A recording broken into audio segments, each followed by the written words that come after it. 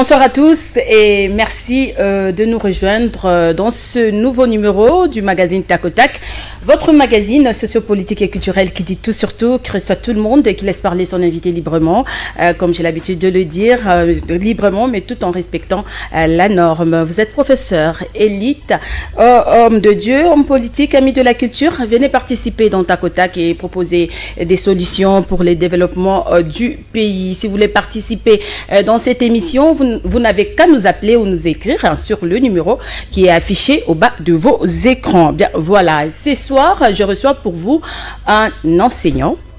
Nous allons parler de la rentrée scolaire 2020-2021. Et il s'agit de monsieur Emmanuel Kaninda Toumba. Il est enseignant, président provincial des syndicats des enseignants de la ville-province Kinshasa, CDT. Comment allez-vous, monsieur Emmanuel? Vous allez bien? Oui, je vais bien. Heureux d'être invité dans votre émission. J'attendais que ça. Ok. En tout cas, merci de répondre à l'invitation des Tac au Tac Magazine. Alors, monsieur Emmanuel Kaninda, vous êtes enseignant. Dites-nous un peu, la rentrée scolaire, comment avez-vous trouvé cette rentrée scolaire 2020-2021? Était-elle effective ou un peu timide? Bon, la rentrée scolaire sans flatterie, c'était une rentrée trop timide. Parce que nous venons de traverser une période de Covid-19. Vous savez que les chefs de l'État avaient pris la décision, un état d'urgence pour que tout était fermé, ainsi de suite. Vous voyez, les enfants sont restés pendant plusieurs mois à la maison. Oui, au moins 5 mois. Même nous, les enseignants, malgré il y avait les cours diffusés à la télé, les problèmes de courant, les enfants n'ont pas bien suivi, et ainsi de suite. Mais une rentrée tellement timide, avec des pressions par-ci, par-là. Alors, pensez-vous que les écoles étaient prêtes à accueillir les élèves dans ces contextes même de la Covid-19? Bon, les écoles étaient prêtes parce que ils attendaient que le calendrier, que les ministres devaient mettre à leur disposition. Parce qu'il avait annoncé il y a de cela un mois que la rentrée. Mais ce que nous avons constaté, là, on peut dire ça clairement, il y a eu beaucoup de tâtonnements auprès de l'autorité qui est capable qui est habilitée à gérer ce secteur. Mais nous avons senti beaucoup de tâtonnements et les chefs d'établissement, les enseignants, les parents, tout le monde ne savait pas comment est-ce qu'il y a la rentrée. Est-ce que on a fini avec la rentrée, les enfants reprennent, et tout ça, il y a eu beaucoup de tâtonnements. Mais c'était à la veille que tout le monde entendait, nous avons appris que c'est le 10, c'est la rentrée. Mais c'était avec beaucoup de tâtonnements. Mais les parents se plaignent quand même, hein. Ils se plaignent, donc ils disent qu'ils sont bloqués financièrement. C'est vrai que chez nous ici, à Kinshasa, c'est toujours compliqué. À la veille de la rentrée, les parents, ils sont toujours pas prêts à envoyer leurs enfants à l'école. Oui, cette fois-ci, je connais. Il y a et cette fois-ci, avec cette crise économique, tout ça, oui, les parents pleurent. Mais l'État aussi a pensé alléger la tâche aux parents. Là, de ce côté-là, je donne d'abord coup de chapeau au chef de l'État. Et puis, je veux voir aussi les ministres. Par rapport à la gratuité. Par rapport à la gratuité. Parce que, vu la condition qui n'est pas vraiment effective. Qui n'est pas bien. Oui, c'est ça. La gratuité n'est pas effective.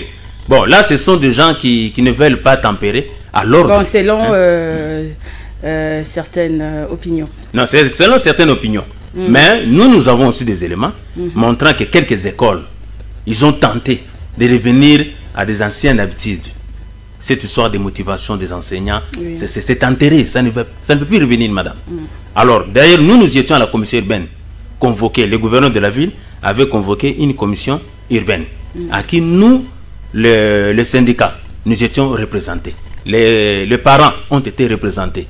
Les coordonnateurs des écoles conventionnelles catholiques, protestants, se réveillent, tout le monde était là. C'était à l'Institut Mokengeli, le 13. Donc, là-bas aussi, nous avons pris des décisions. Ce qui a fait que même le pouvoir organisateur, le ministre, près le gouverneur en charge de l'irrigation, M. Charles Moutamout, était là. Nous avons tranché pour qu'on revoie à la baisse ces frais de scolarité. En tout cas, on a demandé qu'on revoie. Même les coordonnateurs des écoles catholiques étaient tous là. Donc, ce qui se fait à la cité, c'est de l'anarchie. Ils seront frappés par leur autorité parce que nous avons pris des dispositions pour que les parents ne sentent pas cette charge-là par rapport à ce que nous venons de vivre tous comme crise dans ces pays. Mais nous avons appris qu'il y a quand même de grèves. Hein. Les enfants, c'est vrai qu'il y a la rentrée, mais certains... Des grèves, les amis ont raison. Les enseignants ne donnent pas cours, refusent de donner cours. Non, les amis ont raison. C'est pourquoi nous nous sommes dit au niveau des collectifs provinciaux des syndicats des enseignants de la ville de Kinshasa, nous avons dit à la commission urbaine, comme le ministre national, sur sa note circulaire, il a demandé que les chefs d'établissement payent des avances aux enseignants quand ils vont prendre les frais de fonctionnement, par rapport aux frais de fonctionnement. Et nous nous sommes dit ceci, comme le ministre a donné une orientation, nous nous sommes venus avec des solutions. Nous avons dit que le gouverneur met en place une clé d'affectation sur cet argent-là. C'est la clé soit connue pour que les enseignants NU de la ville de Kinshasa qui souffrent, ils peuvent commencer avec cet argent-là en attendant que le gouvernement national les prenne en charge. Nous sommes dit comme ça et nous sommes convenus comme ça à la commission urbaine que les enseignants NU de la ville de Kinshasa, ils peuvent commencer. Il y a déjà l'argent, il y a des écoles qui ont déjà l'argent des parents. Ils doivent, ces établissements doivent payer ses camarades, les enseignants NU, parce qu'ils ont aussi droit à faire éduquer leurs enfants. Comment un enseignant peut aller encadrer les enfants d'autrui, tandis que ses propres enfants sont à la maison. Oui, non, c'est compliqué. C'est compliqué. C'est pourquoi nous sommes dit qu'on les paye le plus tôt possible. Mais il fallait le faire avant. Hein, c'est que nous regrettons. La note circulaire de son excellence, mais ce ministre d'État, est arrivé toujours à la veille. Nous sommes allés à la commission urbaine, nous avons demandé à son excellence, mais c'est le ministre en charge d'éducation, nous demandons au gouverneur qu'il signe son arrêté le plus tôt possible. Parce que tout doit aller vite. Mais nous regrettons les histoires traînent et il y a maintenant au niveau des écoles, chacun se comporte à sa manière. Ce qui n'est pas bien. Et ce qui n'est pas bien. Alors, mais pourquoi le secteur éducation a toujours posé de problèmes? C'est comme si l'État ne voulait pas investir dans l'éducation. Même la santé aussi. Hein? L'éducation, c'est... Moi, je dis c'est un pilier. Sans éduquer... Si vous n'éduquez pas l'enfant, vous n'allez... Votre lendemain, ou bien votre avenir n'en a pas d'espoir. Parce que l'enfant ne sait pas lire, ne sait pas écrire, ne sait pas calculer. Alors, quel type d'homme que vous formez vous serez envoyé par des étrangers parce que vous-même, vous n'avez rien. Alors nous nous trouvons comme si c'était un plan préparé pour décourager l'homme congolais, l'intellect congolais. Celui qui veut étudier trouve que si j'étudie comme cet enseignant-là... Comment ça préparer?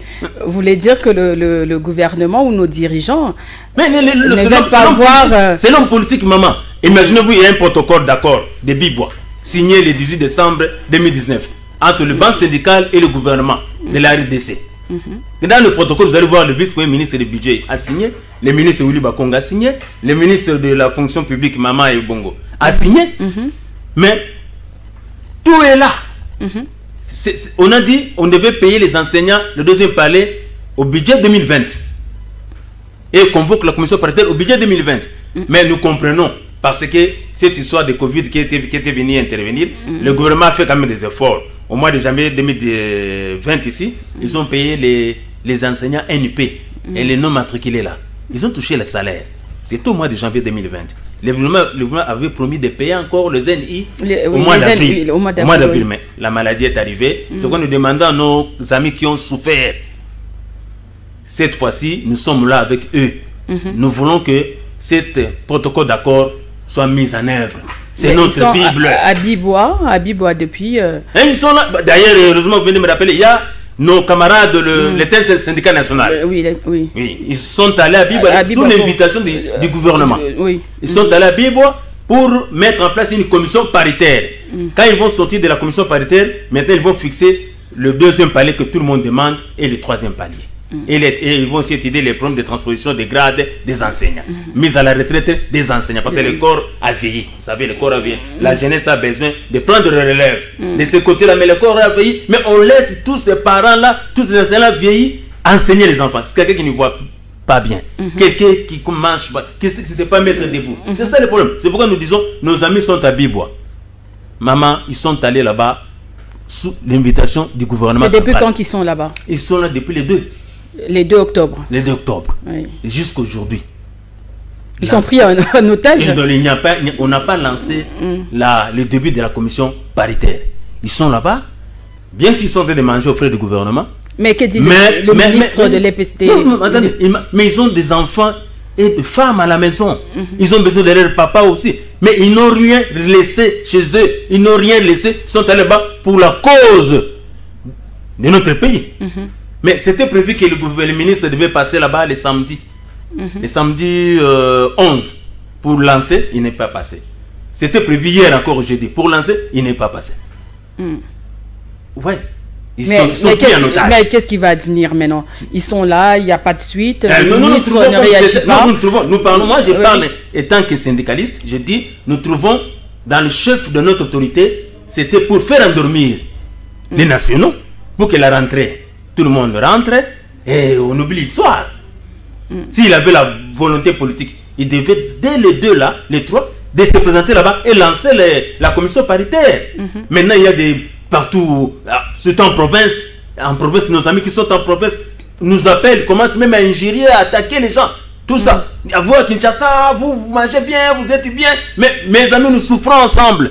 Vos camarades NI qui sont ici, vous savez, la vie à Kinshasa, c'est terrible. Hein, par rapport à la province. Hein, souffrent énormément.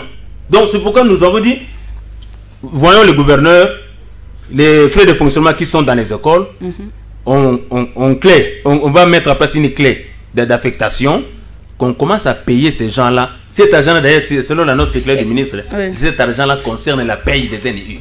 Oui, les 58 000 francs, là. Non, les 58 000 NIU que le gouvernement devait leur payer de l'école primaire. De l'école primaire. Ils seront payés au mois d'octobre. En ce mois d'octobre. C'est ça ce que nous avons eu comme information. Bien, alors revenons un peu à la rentrée scolaire. On demande à tous les enfants les respects des mesures barrières. Trouvez-vous cela possible avec le fait qu'actuellement la sensibilisation sur la Covid-19 a un peu baissé? Oui, c'est que nous regrettons, maman. Je vous dis sincèrement, nous avons été invités. Il y a Union fait la force, un organisme qui compose 3 syndicats, CDT, INTC et COSEP. On nous a parlé sur cette histoire de Covid-19. La maladie existe. Existe, oui. Mais nous regrettons au niveau des écoles appliquer la mesure de barrière là, ce n'est pas respecté. D'ailleurs, les écoles manquent les thermoflash. Beaucoup d'écoles n'ont pas de thermoflash. Et puis, la distanciation sociale n'est pas respectée. N'est pas respectée, le porte-masque. Une salle de classe, imaginez-vous une salle de classe. J'ai vu une salle de classe de 81 élèves.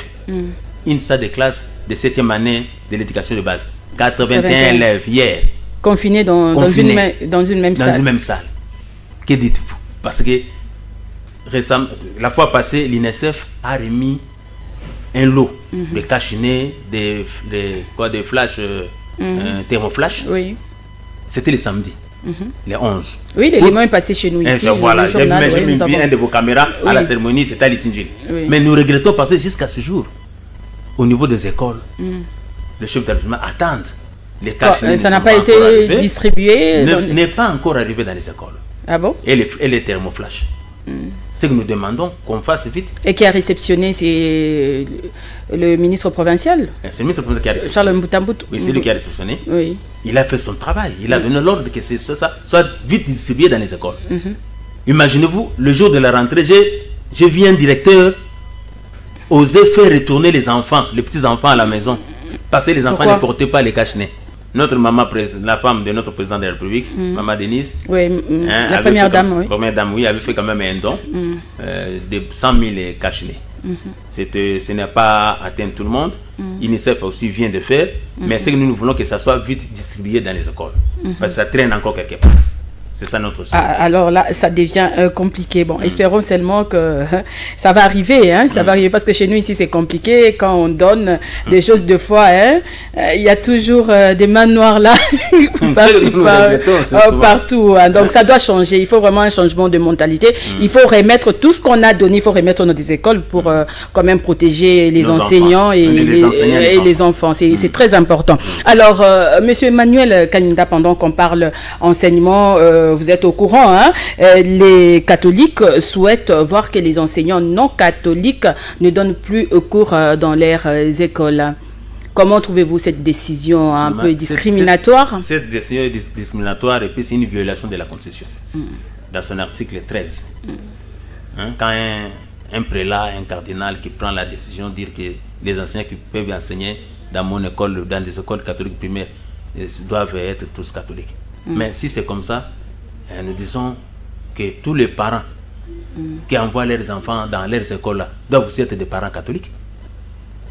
Mais au contraire, tout le monde qui envoie les enfants dans toutes ces écoles là ne sont pas catholiques. Ils se sont enrichis avec l'argent des parents. Ils ont créé, ils ont construit des écoles privées catholiques avec l'argent des parents. Tous ces parents n'étaient pas des catholiques. Ça, c'est quelle sorte de mesures ils ont pris. Ils doivent se retirer de ces mesures. C'est discriminatoire. Comment un prélat à son rang peut dire des choses pareilles? Ça nous a tous fait du mal. Nous sommes tous catholiques, mais quand nous voyons notre guide qui commence à la violation des droits de l'homme, s'il fait des droits de l'homme, et nous sommes contre ça. Si ça continue, nous allons maintenant faire ce qu'il faut faire tant État que syndicalistes. Ce sont les enseignants. Ils ont droit, d'ailleurs ils sont payés par l'État congolais. Ah oui, cette convention-là, les écoles conventionnées catholiques. Donc il y a une convention, c'est l'État qui paye. C'est l'État qui paye, ce n'est pas l'Église qui paye.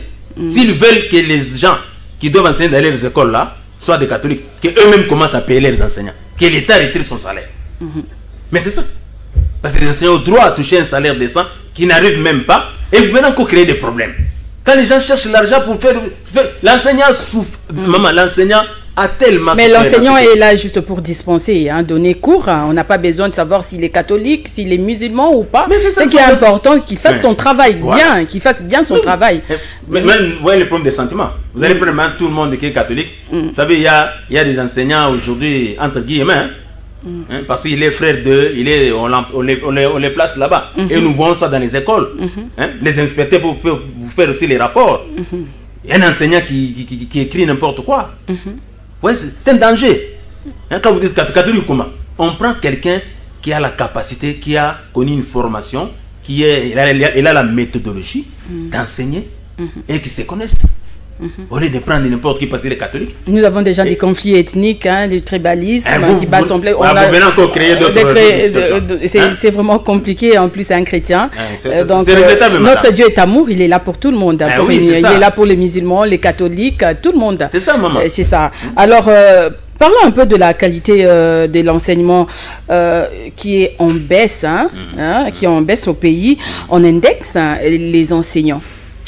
Maman. Comment réagissez-vous à cette accusation portée contre vous? Non, je connais un enseignant d'anglais, c'était mon collègue. Il donnait un cours à l'Institut Nguyanji. Aujourd'hui, il est chez Steve Bikai, l'école cartésienne. Cartésienne, oui. On dit que c'est une école bilingue, une école internationale, et ainsi de suite. Mais cet enseignant-là est venu, quand vous voyez l'Institut Nguyala, comme vous dit, vous allez voir, c'est une école, ça ne donne pas le goût d'envoyer ton enfant là-bas. Mais il est recruté là-bas, il fait un grand travail. Ce qui fait défaut, c'est la motivation. La façon qu'on traîne l'enseignant.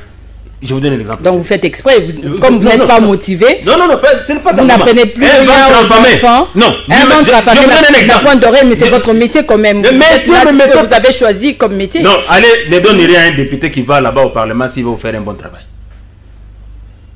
Donnez rien à un député. Il y a maintenant un conflit entre les députés, les enseignants, les professeurs. Donc vous comparez toujours. Il y a ceux qui sont devenus députés aujourd'hui. Quand je le regarde comme ça, je dis, mais si moi j'étais à sa place, je pourrais faire mieux. Nous regrettons beaucoup. Il y a cet écart. Non, maman, il y a des cerveaux qui traînent dans les écoles. La qualité de l'enseignement dépend de la... Je vous donne un exemple. Aujourd'hui, il y a des écoles où vous allez trouver les salles des professeurs sont devenus des bureaux. Des bureaux pour les bureaux gestionnaires. Les salles de professeurs, on prend ça, on donne ça, ça devient un bureau d'un CCOP, bureau de sous-division, bureau. Mais l'enseignant vient maintenant, il prépare la leçon sous les manguiers, sous le soleil. Vous attendez qu'il vous donne quoi? D'ailleurs, il est mal payé. Il vient à pied. Il ne sait pas acheter des il n'a pas mangé chez lui à la maison, il n'a pas laissé l'argent pour sa femme et les enfants. Sa femme fait du bruit. Sa femme fait des bruits là-bas. Il vient dans sa tête avec le bruit que la femme a fait le matin.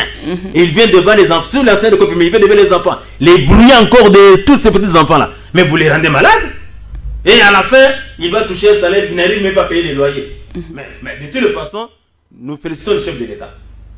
Il est venu nous trouver à une situation, un mauvais salaire là, très bas. Mais il a fait quand même un effort. Il a doublé nos salaires. Ce qui a fait défaut, c'est le dévaluation du franc congolais. Combien il a doublé? Non, là, je ne vais pas dire ça. Chacun va aller vérifier à la banque. Hein? Mais nous savons très bien que notre salaire a été doublé. Vous voyez, c'est la première fois dans ce pays. Un chef d'État qui arrive, il prend la décision, on double les salaires des gens. Et je vous dis, si par exemple il n'y avait pas cette histoire de Covid, ou bien d'évaluation de francs congolais, j'ai des amis enseignants qui disaient, président, nous sommes prêts maintenant aujourd'hui d'acheter plus qu'un, même quelques provisions, mettre à la maison. Et je peux aussi payer mon loyer de $50. C'était difficile. Mais la maladie et la dévaluation du franc congolais, mais les enseignants, cette histoire les enseignants avec cette histoire de les accords là, maintenant c'est des Bibois, avant c'était Mboudi, et c'est depuis Kabila et puis Mobutu, vous avez toujours les mêmes problèmes. Pourquoi ça n'évolue pas? On ne sait pas améliorer votre salaire, votre condition. C'est une question de la volonté politique. C'est une question de la volonté politique. Moi, j'ai dit toujours, il faut beaucoup investir dans l'homme, l'éducation, voilà. Et la santé. Ah, voilà. Voilà. Et nous risquons, la sécurité aussi. Nous risquons, cet accord de Bibois reste encore comme l'accord de Mbouti. Ah, c'est ça le problème. S'il y a la volonté politique, maman, ici, il y a tout. L'accord de Bibois, on a tout prévu. Je dis, tout ce que l'enseignant est en train de réclamer aujourd'hui, c'est les titularités, transmission de grades, échelons, faire ça, et mécanisme de mettre en place une caisse de retraite des enseignants. C'était prévu qu'on mette une caisse de retraite pour les enseignants, pour qu'il y ait un enseignant qui quitte honorablement, même s'il a envie, il peut commencer à recevoir son salaire jusqu'à sa mort. C'est prévu ici. Mais quand on dit une caisse de retraite, c'est que chaque enseignant devait cotiser, ne plus qu'investir rien pour les caisses là. Quand vous terminez, vous êtes fatigué, votre caisse vous prend en charge. C'est ça qu'on a tout préparé. Mais la volonté politique pour que cette histoire-ci marche. C'est ça, la volonté politique. Il n'y a pas la volonté politique. Nos dirigeants. Il n'y a pas la volonté. Avec nos dirigeants, c'est vraiment compliqué. Alors, nous avons parlé de la qualité et de l'enseignement qui a baissé et les niveaux des élèves également. Effectivement. Mais il y a ceci. La première chose, si la qualité a baissé, ce n'est pas pour aujourd'hui. Ça a pris un peu du temps, non? Quand on a instauré cette histoire de motivation, les parents prenaient les enseignants en charge. C'est ce qui a fait qu'il y a des enfants, quand vous êtes dans une école, un parent qui paye bien cet argent-là, vous allez accepter que son enfant reste double de classe. La corruption, hein, en quelque sorte. Motivation, c'était une corruption morale. Et c'est que nous avons décrié. C'est pourquoi il fallait que l'État prenne des choses en main. Aujourd'hui, je vous dis, quand vous arrivez dans une école, l'enseignant qui dit, je ne touche même pas l'argent de ton père ou de ta mère, c'est l'État qui me paye. Si tu ne sais pas faire les devoirs, tu ne sais pas suivre ce que je te donne, tu vas doubler.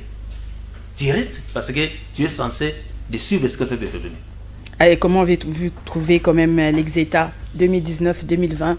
Trop de réussites quand même, avec des 70-80%, mais les niveaux, c'est pourquoi j'ai dit les niveaux ne correspondent pas vraiment. Il y a un problème, c'est-à-dire que les niveaux des élèves ne correspondent pas au pourcentage. Oui, les niveaux des élèves, nous avons connu cette histoire de Covid-19. Le cours a été quand même dispensé, donné. Une affaire de 3/4 de matière a été donnée. Bon. Il y a des écoles où... Mais ce n'est pas seulement l'année passée ou cette année, mais c'est depuis quand même. Depuis quelque temps quand même. Les niveaux des élèves... Mais si je vous dis que... Les élèves ne savent pas défendre. À l'époque de nos parents, il y avait... À notre époque d'abord, notre époque. Un diplômé d'État peut travailler, peut se défendre. Il n'a même pas besoin d'aller à l'université. Nous quand nous avons étudié... Mais aujourd'hui, un diplômé d'État, c'est compliqué. C'est compliqué. Maman, nous avons étudié à la période de Mobutu. En tout cas, c'est pas tous les diplômés. Hein. Il y a qui méritent leur diplôme, qui sont vraiment... Nous avons étudié la période de Mobutu, M. Mobutu. Et pendant cette période-là, moi, je ne savais pas qu'on chassait les enfants à l'école. Je ne savais pas que l'enfant doit être chassé. On n'a jamais vécu ça. On n'a jamais vécu ça. C'est ça les conséquences de ce que nous vivons aujourd'hui. Pendant la période de motivation, les enfants étaient chassés, démotivés, chassés. Ça infecte, non? Ça infecte la personne. Et vous allez voir qu'il ne va pas vous rendre le travail. Même aujourd'hui, même les élèves de l'école primaire, 6e primaire, qui savent corrompre les enseignants. L'école primaire. Oui. Mais avec quel argent? Il a l'argent pour le corrompre. Vous avez vu ça? Avec le test là de TENAFEP, c'est compliqué. Il y a des, maman, cette histoire, nous sommes en train d'éditer. Hein? Avec des ONG qui ont le souci de l'éducation dans ce pays. Et nous, les syndicalistes, nous tenons que la vie de l'enseignant devienne quand même une vie honorable pour que tout ce que nous avons connu pendant des décennies. Nous pouvons dire que depuis les pays a commencé, c'était pas comme ça. La période de Mobutu, je vous dis qu'il y a des cadres, des gens, nous tous nous avons été formés depuis cette période-là. C'était correct. Seulement la période que nous avons vécu, je n'ai 15 personnes, mais c'est là où on a senti que tout... Les 18 ans de Kabila, c'est ça. Avant même lui aussi, hein. Avant lui, même à la fin de Mobutu, nous avons commencé à vivre ça et ça a continué, ça a pris l'élan jusqu'à ce jour. Il n'y a pas de changement. Surtout qu'avec l'actuel chef de l'État, les choses peuvent changer et s'améliorer. Donc, à 2 ans déjà depuis qu'il est là, est-ce que vous avez quand même senti la volonté Nous sentons la volonté de changer les choses. Et nous bénissons le Seigneur pour ça. Il doit continuer, il doit résister. Même s'il y a des gens qui cherchent à saboter cette histoire de gratuité, nous le soutenons. Nous voulons qu'il continue avec cet élan. Et ça va arriver, ça va aboutir. Eh bien, un message, vous avez un message particulier parce que nous sommes déjà presque arrivés à la fin de l'émission. Je ne sais pas si vous avez un message.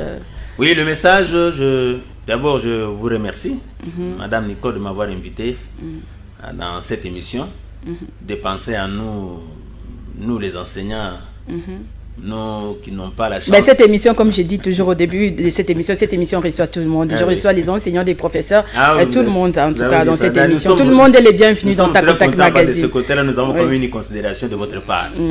Et le message que je veux encore lancer, c'est auprès de l'autorité, commençant par le ministre lui-même, ministre d'État, à la charge de l'enseignement, ministre de l'enseignement, de quand même nous aider à avoir des textes pas à la veille de la rentrée.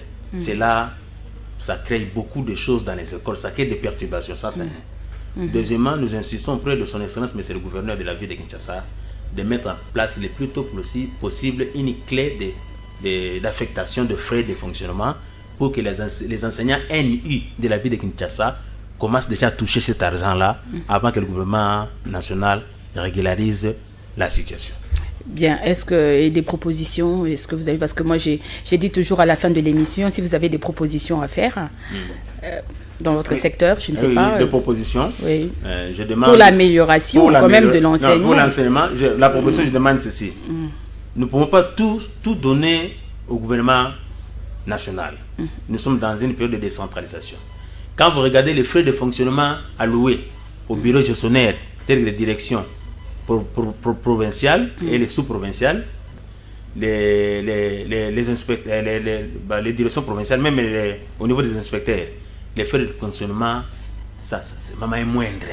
Ça n'aide pas à ces bureaux-là de fonctionner correctement.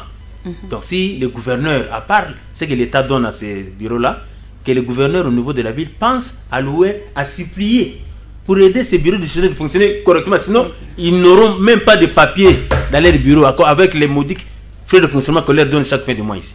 C'est ça ce que je voulais encore proposer. Que le gouverneur au niveau de la province alloue au bureau gestionnaire quelque chose pour les aider à travailler correctement. Bien, ça sera tout, monsieur Emmanuel Kaninda.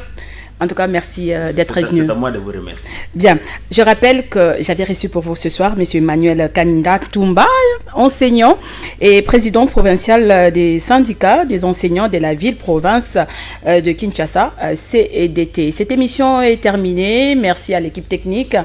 Merci à vous de nous avoir suivis. Au revoir et à très vite sur la toile.